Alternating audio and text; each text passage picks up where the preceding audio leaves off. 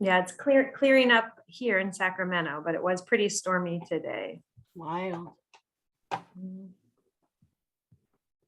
I'm excited anybody's here because I felt like everybody went on vacation but me right now. So thank you all for coming. Exactly. I thought it was going to be break. us and everybody else on spring break. So this is great. This is great. All right, it's 3:30, so I guess we'll jump in for those of you who are here. Thank you again for joining us for our next webinar session. So today we will be talking about meaning making. It's hard to believe that we're already on session 8 of our webinar series. If you would like to access any of our previous webinars from sessions 1 through 7, they are available on our website. And we'd also like to welcome those participants who are joining us asynchronously. We know that there's lots of folks who take advantage of the learning after the fact. So thank you for joining us in any way that you can. But for those of you who are with us today, here are some options for the chat box. Please feel free to use it to introduce yourself, ask or answer questions, share ideas or connections, or perhaps share a link to a resource with some of the other participants. Be sure that when you're using the chat that you are sending that message to who you'd like it to go to. Here is our team of CAST facilitators. Today on our call, we have Elise, Wyatt, and myself, Becky, facilitating our session today. Wyatt will be doing most of the legwork today, but Elise and I will be here supporting. We also have a captioner on the call as well. So if you need captions, please click that at the bottom on your toolbar. So as we are starting our session, if you want to grab the link to the slides, open up a copy of the slides, figure out how you'd like to support your engagement, think about what might be the best way for you to perceive content, and think about what your preferences are for sharing your thinking today. And we're going to give you 2 minutes to kind of get yourself set up for our session. We'll see you in 1 minute and 40 seconds.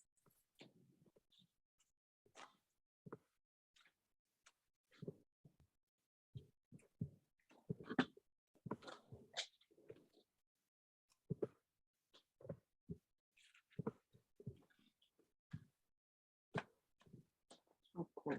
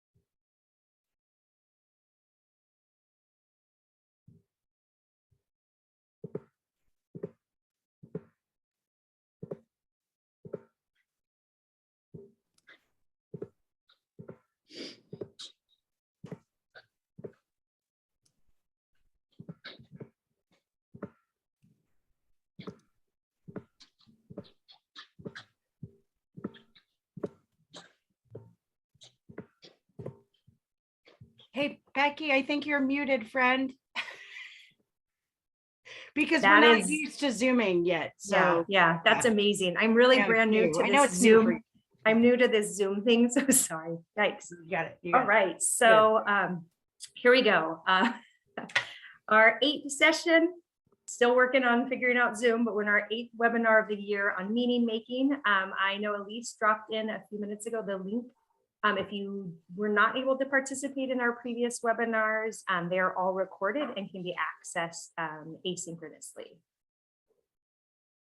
So our sessions for our afternoon together are: participants will deepen understanding of inclusive literacy practices by exploring strategies to minimize barriers for key meaning-making skills and identifying inclusive practices to support meaning-making across the disciplines.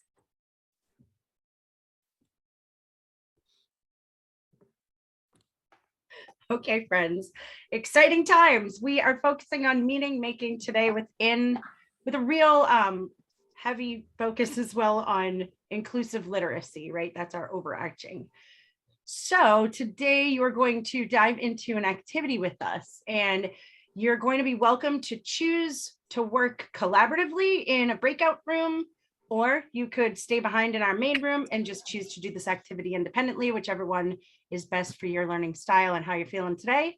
You're welcome to choose to collaborate on the shared template that will be offered in these links, or you could make a copy for yourself and work independently as well. Just keeping in mind that helping to lower anyone's affective filter, anytime that you'll be typing on docs with us, you'll always show up as anonymous, whatever animal, just so you know that no one will be tracking what you said.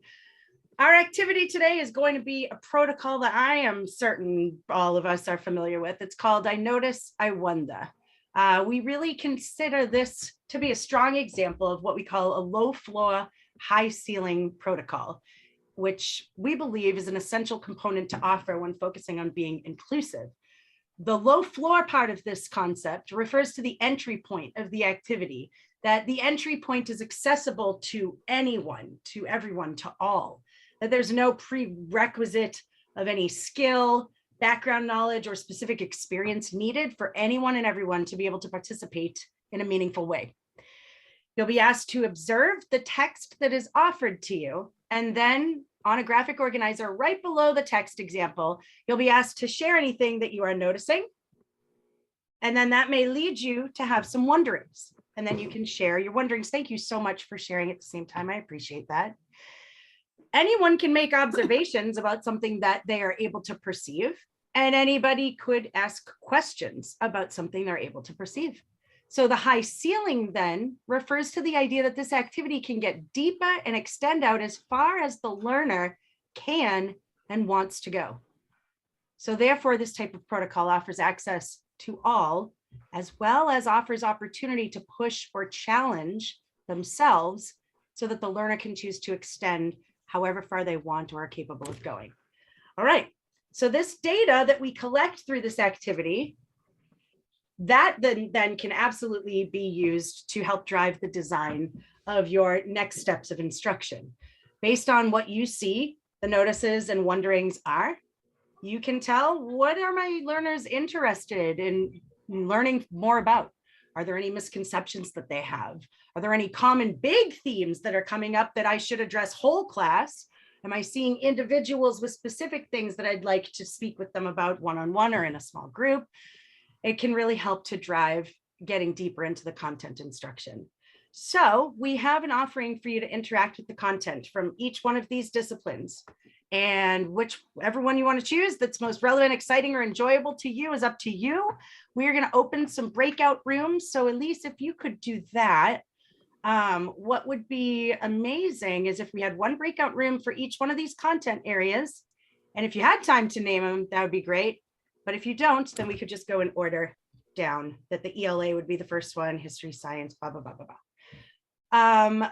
We would like you to think about this activity as you're going to experience basically a close reading strategy, but not all of your offerings are going to be the typical text that you may consider of words on a page when we say reading or text.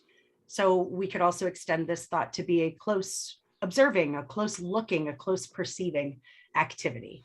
All right, so we are going to open up those breakout rooms in a moment. We also have a link. I don't know if Becky or Elise could grab it from the notes box at the bottom. This protocol comes from the Harvard Project Zero.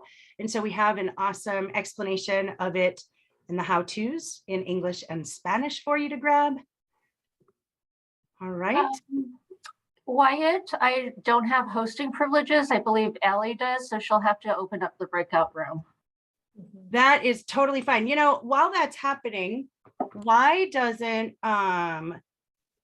whoever is sharing their screen, would you mind opening the PE content example, and I could just do a little modeling for a moment? Okay, great. So this is what it's going to look like. You have something to look at. So holla, shout out to our PE teachers.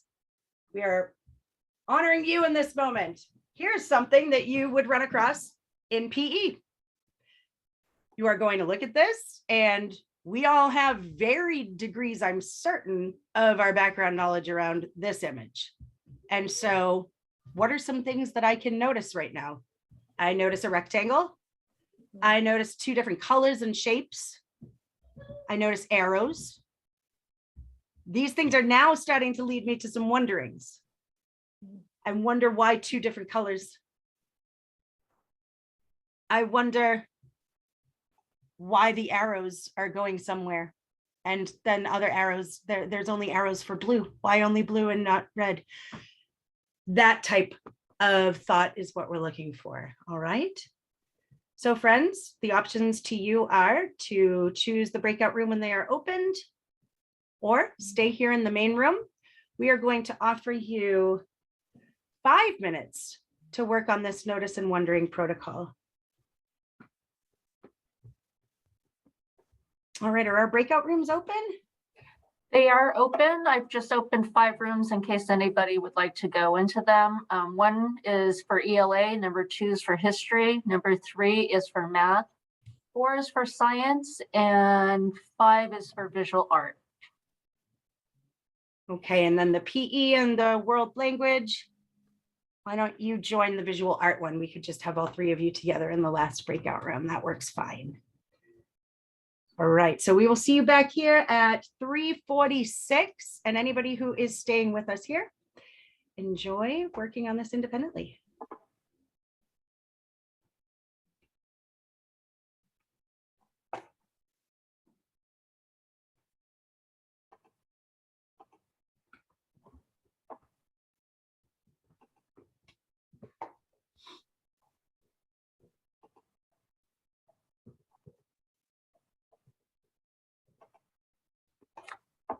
Wyatt? Yes, Fred. The link for Harvard Project Zero goes to a Spanish document. Do you happen to have the English one? Thank you so much. I'll do that right now. I appreciate you. Awesome, thanks. Totally.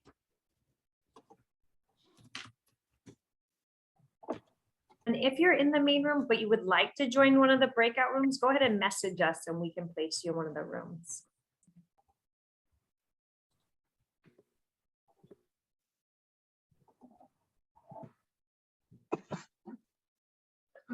Oops.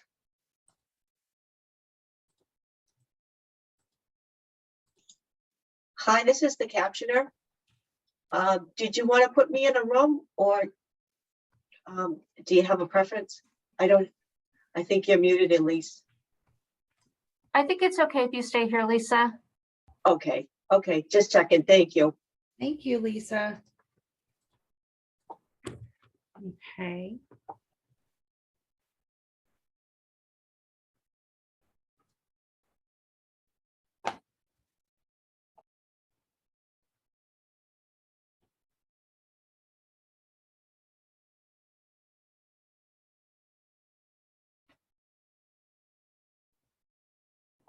Karen, I just added you to room 2. Thank you.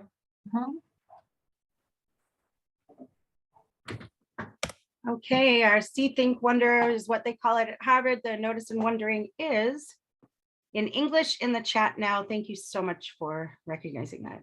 Jason would like to go to history, Karen too, Danielle, science. Okay, they've all been moved. Thank you so much. And then I'll repost the Project Zero link. Carol was asking for it. Oh, fabulous. Thanks for being on top of that.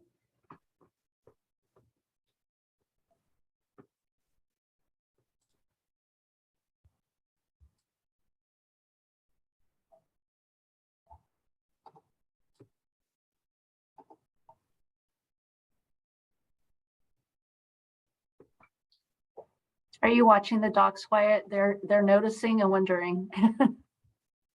Oh, I haven't been looking at the docs. I'm just really impressed Really? with the time. That's all.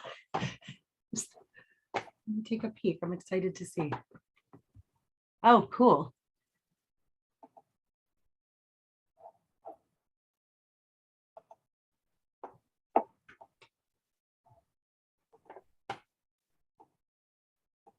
Hello, friend that just joined us. Thank you for coming in.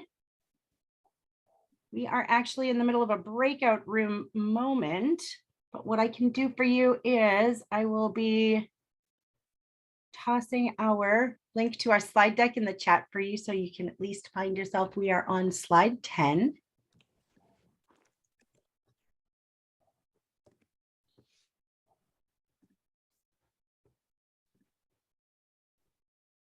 And Wyatt, what was the end time for this activity?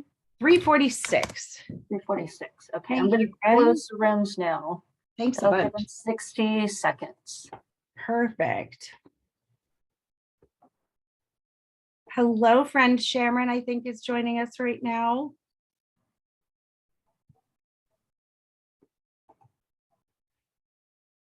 All right, so anybody who just joined us, I just put the link to our slide deck in the chat.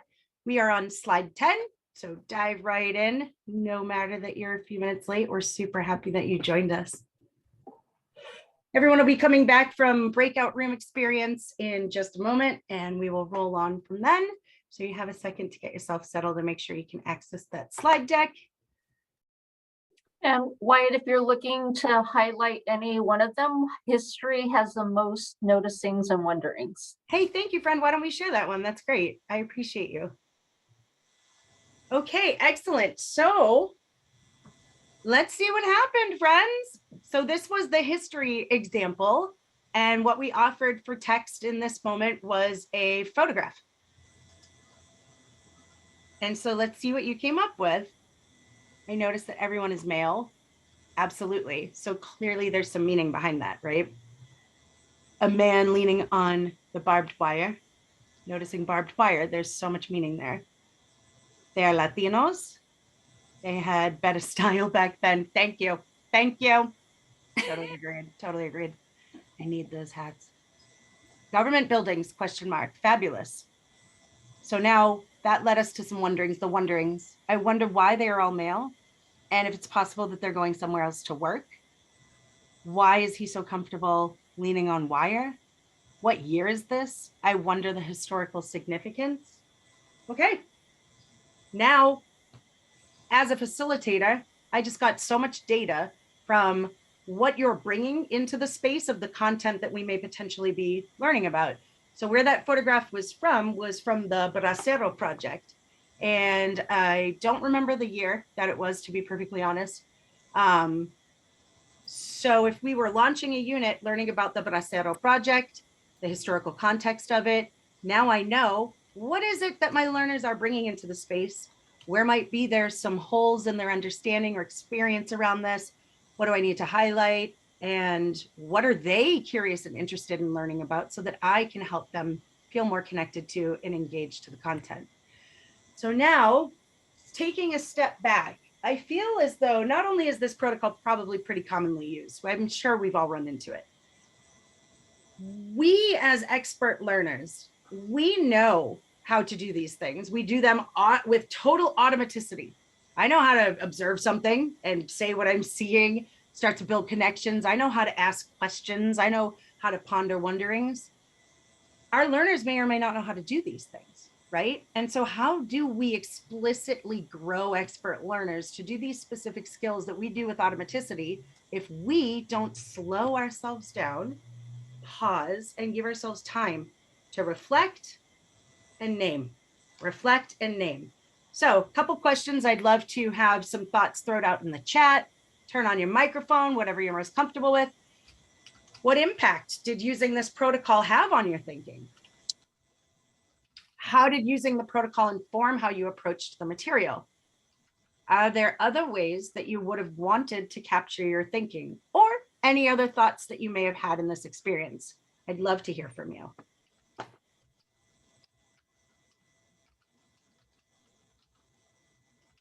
Thank you for the 1942. I appreciate that. Right, Carol? I know. The first time I did this protocol, it was with a historical photograph around the Alcatraz occupation. I then literally became an obsessive crazy person about the Alcatraz occupation, and I still haven't stopped. I had that experience 3 years ago. I mean, I have been in a pandemic with, not much else to do, so there's that. But it really, really piqued my interest in a way that I felt safe. I was like, oh, this is great. I know nothing about this. I'm from Boston. We did not have opportunity to learn about that moment. And because I felt so safe, just it being so accessible and low floor, it built a passion in me. It reminds me of Into, Through, and Beyond. Yes, it's same thing. We're cousins. I really like Danielle's comment in the chat. She liked that it doesn't say you up for a right or wrong answer. It elicits multiple responses. It's very open-ended. Mm-hmm. Yeah, so true. Oh, Elise, you said the same about feeling safe and sparking your curiosity. Absolutely. Let's see, one more thought. I was in the math one. It made me so much more curious because it was just a snippet without further information.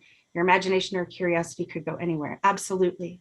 Mm-hmm. I'm actually in this moment making a new connection, specifically thinking about math. Math for me brings high anxiety, probably because of being like a girl in math and, not being seen in that content area when I was going to school in the 80s so much. If I were to do a notice and wondering in math, which I have never had opportunity to really do, I think that it might offer me, how do I explore math that is unknown to me in a safe way? And then that experience would definitely help me to be able to tackle unknown math that's completely unrelated. And I've never really thought about this protocol helping me in that way before. Okay, so this is step one of how we could be more inclusive when thinking about literacy, especially literacy and skill literacy across the disciplines. So we would like to take a moment and just clarify some terminology, because we all use these words and we all have different perceptions coming from different spaces and places around them. So just a moment to pause. What do you mean by inclusive literacy, Cecil people? So what our team is focusing on is, I am certain that there is a common understanding around the idea of inclusion, and that inclusion could be summarized as the process of involving and including all people in an environment, regardless of their differences. Our team has expanded this to specifically name that this process is not complete by just the action of putting everyone physically together.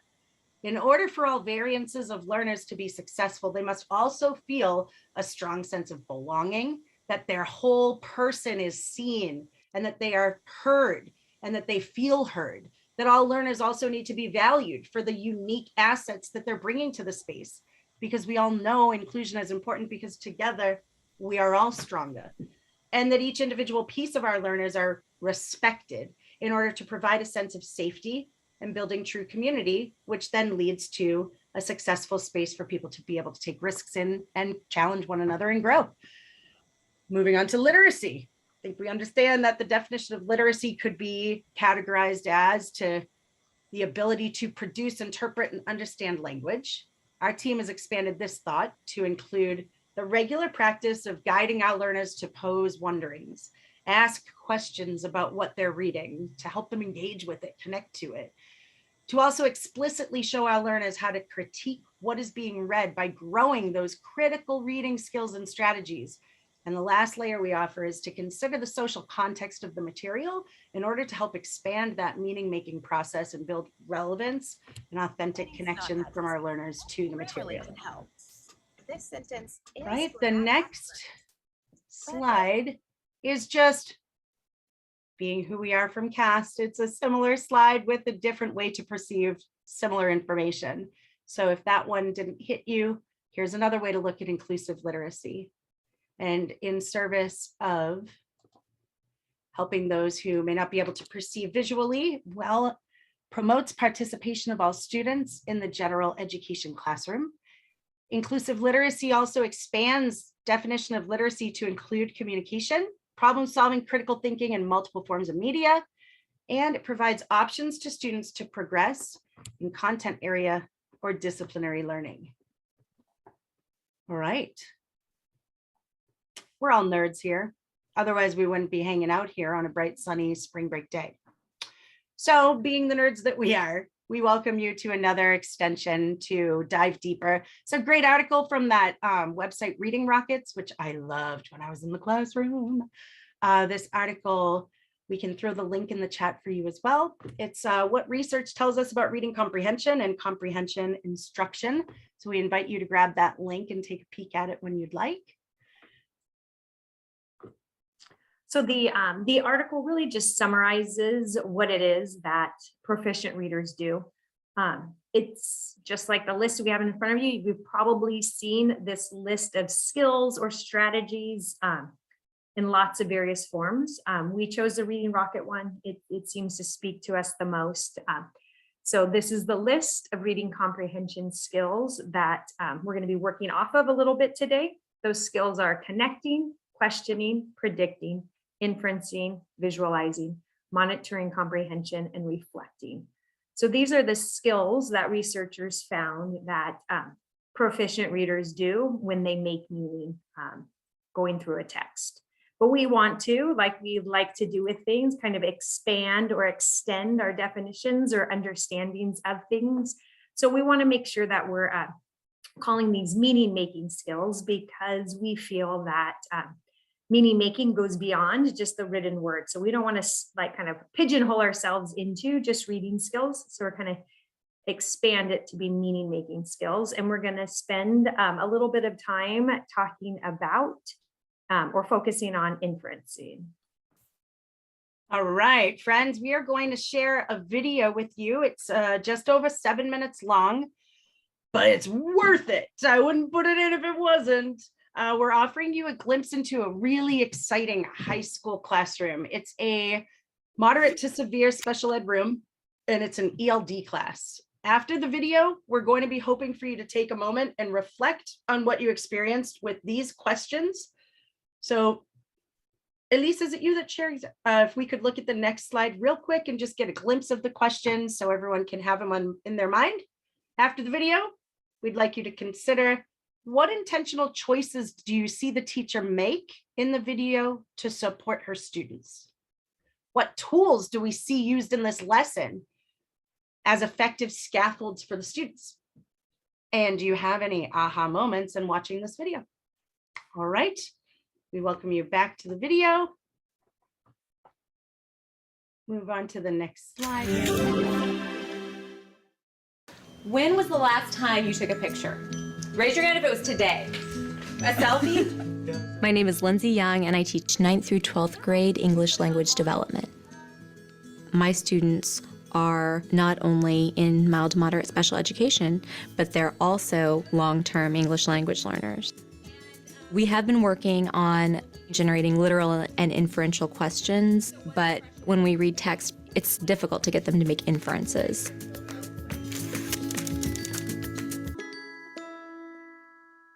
The reading levels in my class range from 2nd to 7th grade.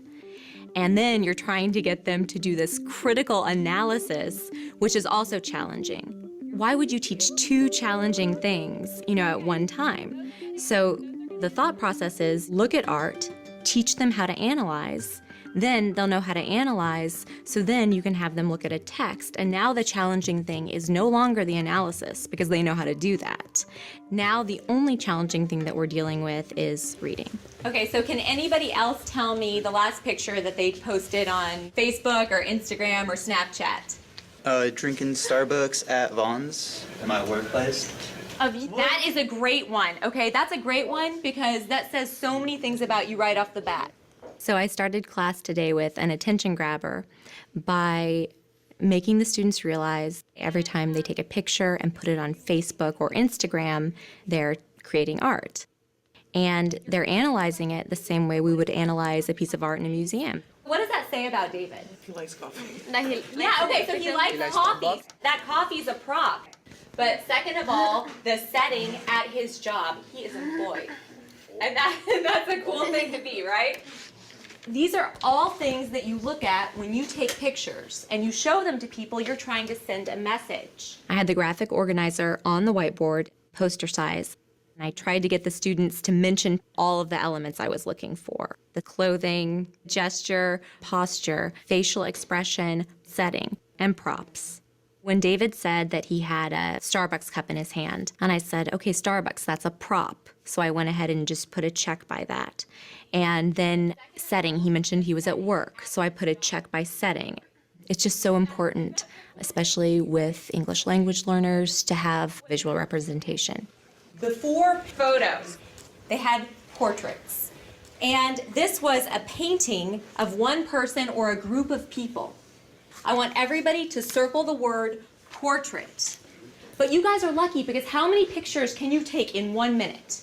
Tell me. 40, probably 30. 45. How long do you think it took to paint a portrait? Months at a time. Months at a time. So you only had one picture of yourself. So you thought of everything. Nothing was done on accident. If they were holding a Starbucks, which they weren't because this was a long time ago, but there would be a definite reason. So today we're going to read portraits like we would read a story. Here is our first portrait that we're going to look at. The next step was look at portraits, and then I put up a piece of Getty artwork. And we're going to read art just like we would a text, using all of the elements that you just talked about. But I also said we're going to do close reading. I'm just going to focus on clothing and setting because I felt at this point they're most familiar with that.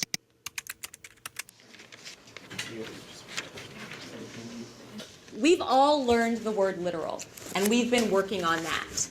So it's right here, underline it on your paper, the word literal. Who can tell me what this means? You can what to it? You just point to it. Yes, you can just point to it. Guys, write that in. You can point to it. The reason that I have the graphic organizer up and I'm saying, okay, circle this, underline this, is because I need an opportunity to model, but I also need to make sure that they're somehow actively engaged. So I'm gonna start with clothing, and I'm just gonna look at the children. Things I can point to. The children are wearing white dresses. So I'm gonna write it right there. 3 children wearing white dresses. Now, we've talked about this before. We've talked about inference, and I want everybody to draw a line under inference, please. If you're making an inference, you must give what? Evidence. Evidence. You must give evidence. Yes, and you guys, we have done all the work here because this literal information, this is our evidence. Now, it's our job to make the inference and figure out what this means. Here's what I would think. 3 children wearing white dresses. When do I usually see people wearing white? Weddings. Good. baptized. Yes. So then I think, why do brides wear white when they get married? Because they're virgin. So what could white represent? Purity. Purity. You guys are expert inference makers. So the fact that they're all wearing white shows that they're pure. I can use this language to make the inference. I can say, I see 3 children wearing white dresses. This shows that they are pure and innocent. Now, can anybody wear silk or satin? No, just upper class people. Upper class people. When they're like rich. Rich, exactly.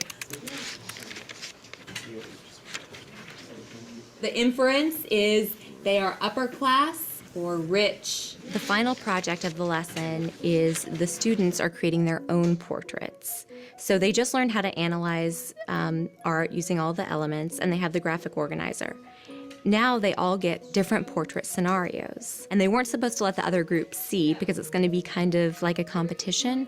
The group that analyzes correctly literal observations and inferences is going to win a prize. I'm gonna read it out loud, okay? This is a family portrait of a grandmother, grandfather, and their 2 grandchildren, okay, whom they take care of. When they receive the portrait scenarios, instead of first pointing out what's literal, they have to work in reverse. So how are you gonna show the first thing? that you are the grandmother and grandfather? He has to wear like a beard, something old-fashioned, because they're grandparents. So you guys have to wear old-fashioned. So here under inferences, write grandmother and grandfather, because that's the inference we're trying to get them to catch. Okay, and then for the literal thing, what should she write, guys? Tell her what to write. Nice clothes. Tucking clothes on. Okay, tucked in shirt. I have a button. We have button down shirts and ties. Okay. So we brainstormed in our small groups when we knew the.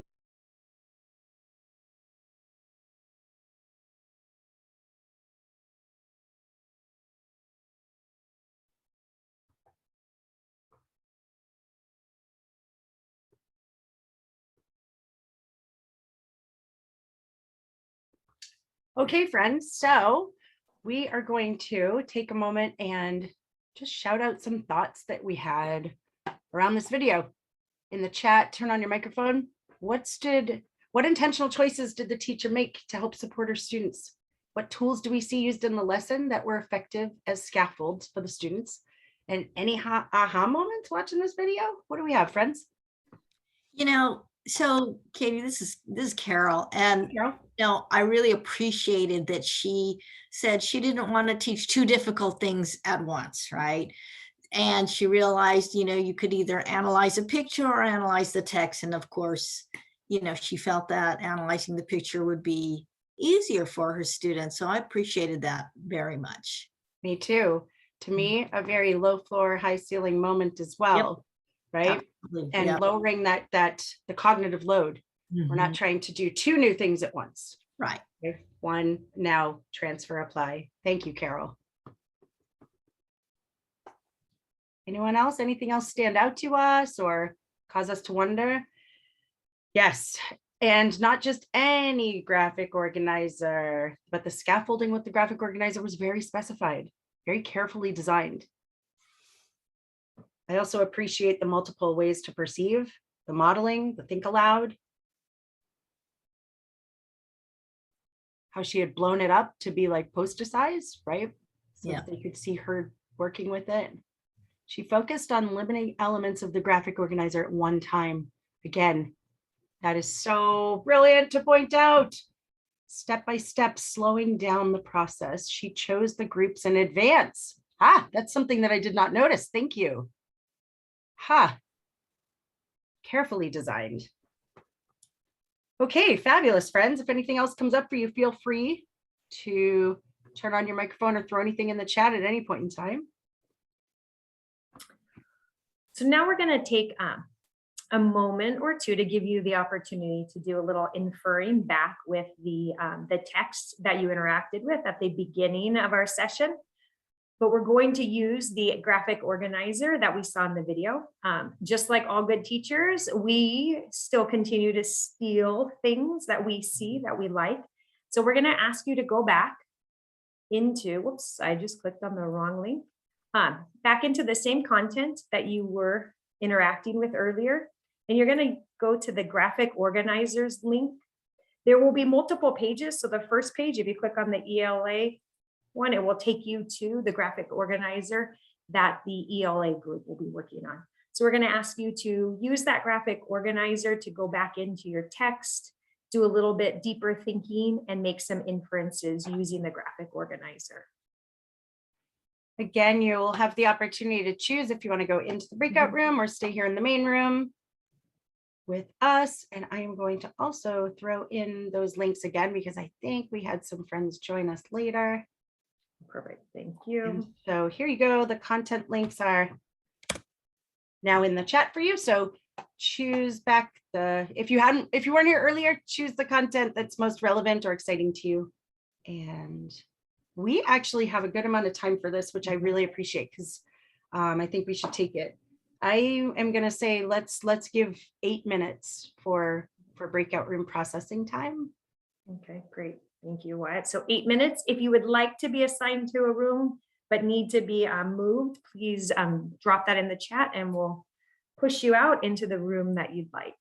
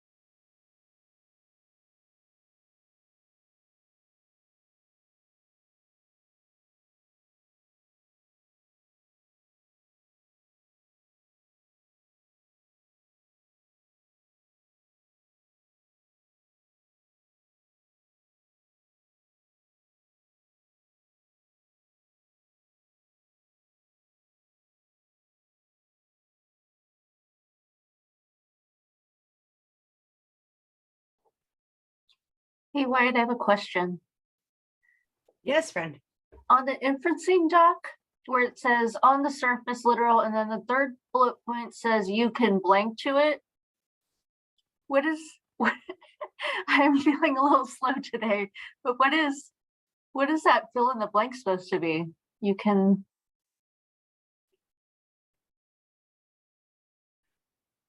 I wish I could answer that for you, and that was Sylvia's design. So I will have to get back to you. That is a great question.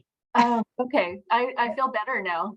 Oh, what a puzzle. What a puzzle for us to figure out. Thank you. I didn't even notice that. Thank you. And then over in the other column, it says you must give blank. I was Oh, just so trying that to one is figure you that must out. give evidence. Ah, right. Oh, hey. So I wonder if it was, I wonder if it connects to the video, because I remember hearing the maestra say that second one in the video. So I wonder if maybe she referenced the first one in the video and I didn't catch it. Is it, maybe it's supposed to be you can attribute it to, but the two, it and to are backwards? Because I don't think it would, I don't know. Sorry. Huh. I have no idea. You can blank to it.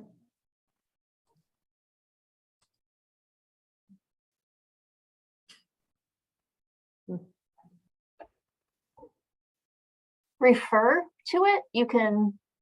Okay, you can refer. Oh, I bet you're right. You are wicked smart. I'm not. I think you might be. I think you might be. Brilliant. Elise has a way with words, that's for sure. You know, I feel as though they are feeling potentially. Oh, no. Okay. I was noticing that our participants were sort of one per box on the graphic organizer and feeling potentially limited. But now I'm seeing people are putting more than one thing. So I hope maybe I could write them a note. So anybody who's in here with us still, if you can hear me, just want to name that just because there's only 3 boxes doesn't mean you only have to put one thing in each box. So feel free to add as much content as you like. And I'm going to write the message in the breakout rooms.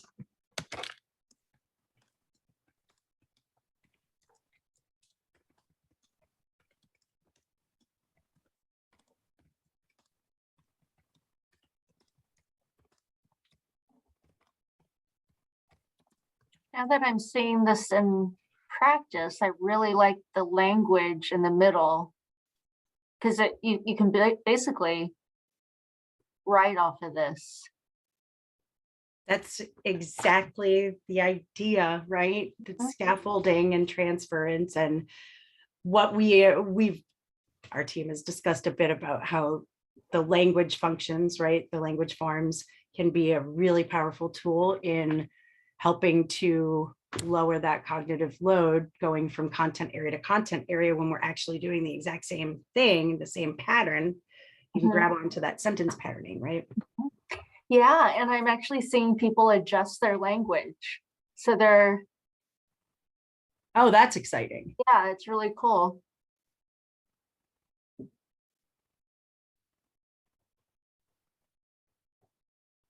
It's really fun what they're coming up with too.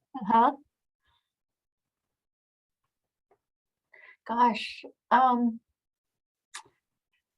this is so good on so many levels, because what if like they studied what is that MAST book? The MAST book, the book I used 2 years before the MAST. Yes. What if like they read it and then they had to do a writing assignment, but if they had this support while they were writing, it's like, oh, the work's already. What I love about this is like the work is already done. So when the teacher was like, oh, you have to show evidence, guess what? You already did, I'm gonna close the breakout rooms. Okay, thank you, friend. Perfect timing. I'm sorry, but I am extremely impressed with the ELAers. I mean, I know, I'm looking at it right now. This is incredible. This one's really good. I'm wondering if, I don't know if anyone here has the same background as me of understanding this nautical language, but my goodness, they're knocking it out of the park. You know what? I think it's just Carol in that room. Well, Carol wins. Carol wins something. A lot of my respect for number one. I wonder if she's read that book. I have no idea how a non-sailor could read that book. Is Carol a sailor? We're about to find out. Inquiring minds. I am so pleased at how well this worked for everyone.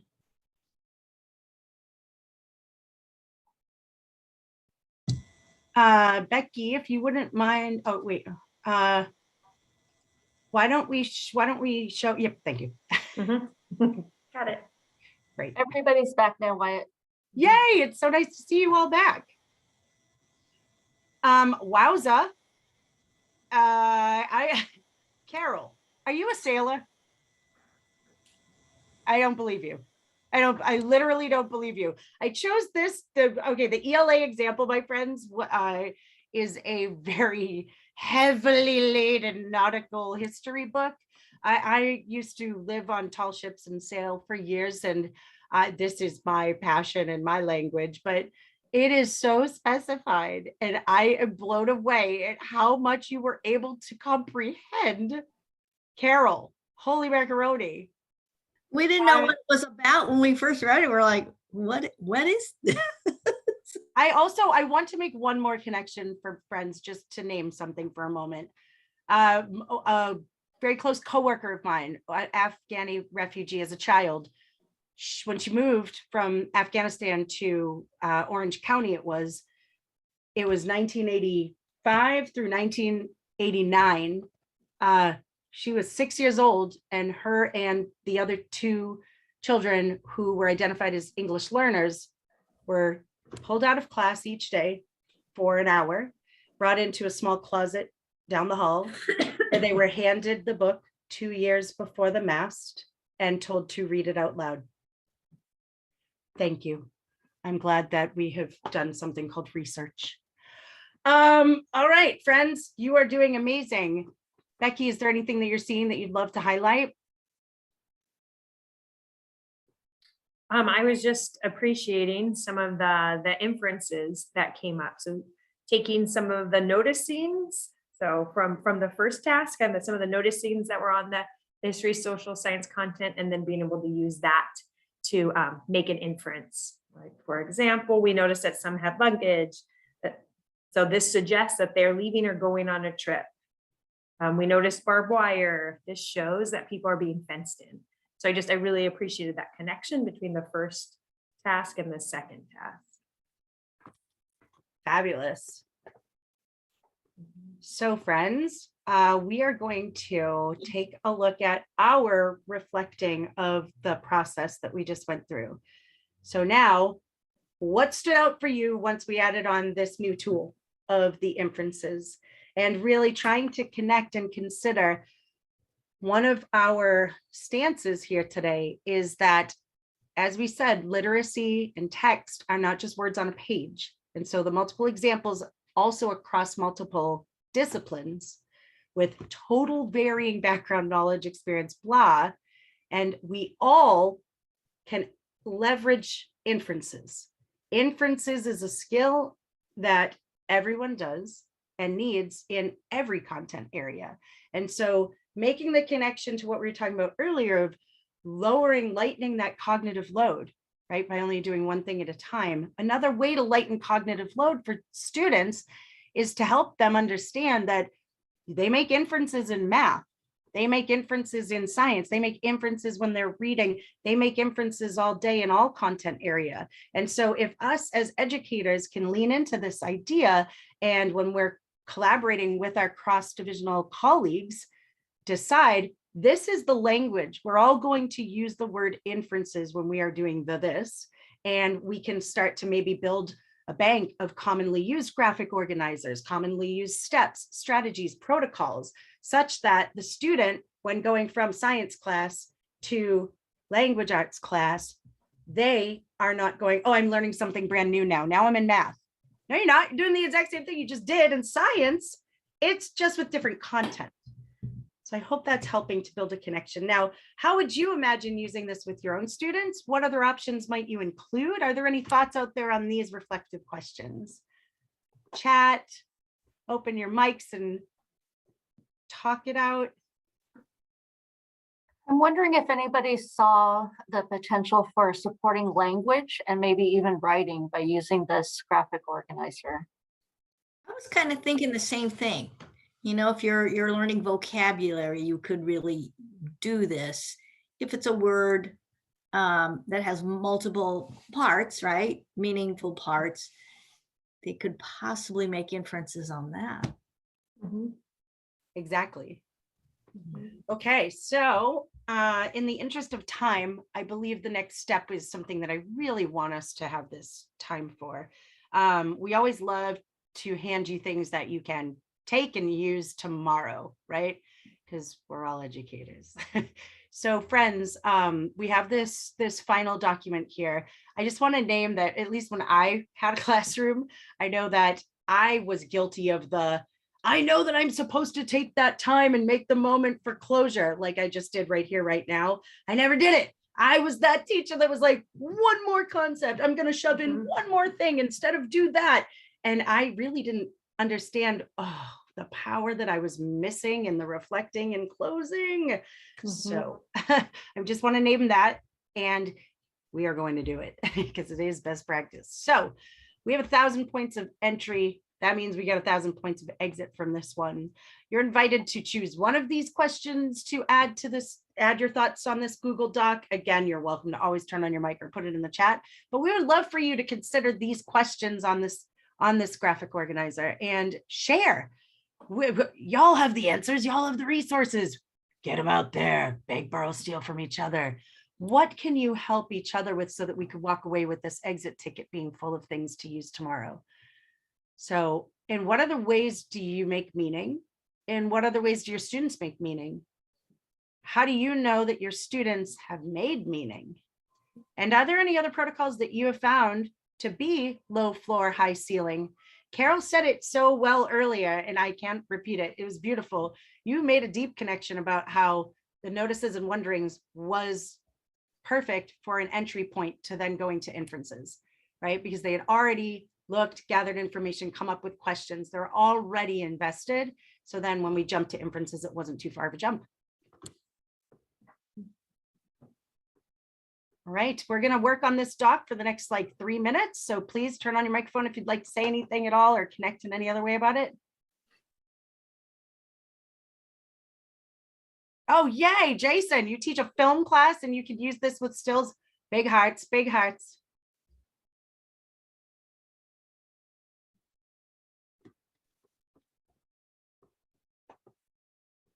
Oh my goodness, you all are incredible.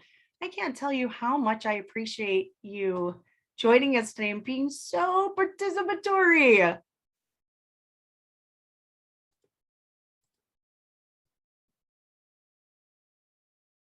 Other ways that you also make meaning: pre-teaching challenging vocabulary. Ooh, there's another one that we can also, we use certain words, right, in multiple disciplines as well.